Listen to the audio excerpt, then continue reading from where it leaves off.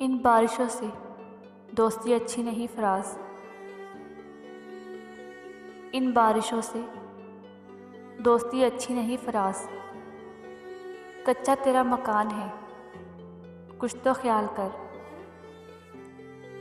कच्चा तेरा मकान है, कुछ तो ख्याल कर। कितनी अच्छी लगती है किसी से मोहब्बत की इब्तिदा। कितनी अच्छी लगती है किसी से मोहब्बत की इब्तिदा। दर्द तो तब होता है जब कोई अपना बनाकर छोड़ दे। हजारों डिग्रियां लेकर इल्म पर दस्तरत पाकर।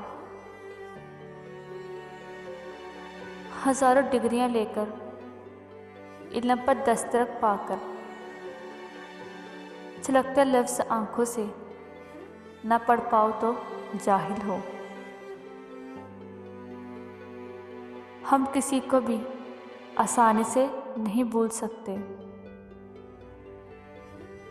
हम किसी को भी आसानी से नहीं भूल सकते।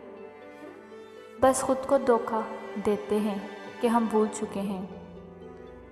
फिर ऐसा होता है कि कोई नाम सुनकर हमको चौंका जाता है। वो नाम हमारा हाथ पकड़कर हमें माज़ी की तरफ ले जाता है और तब हमें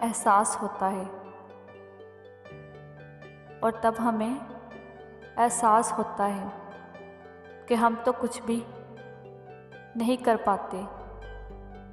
हम किसी को भी आसानी से नहीं भूल सकते।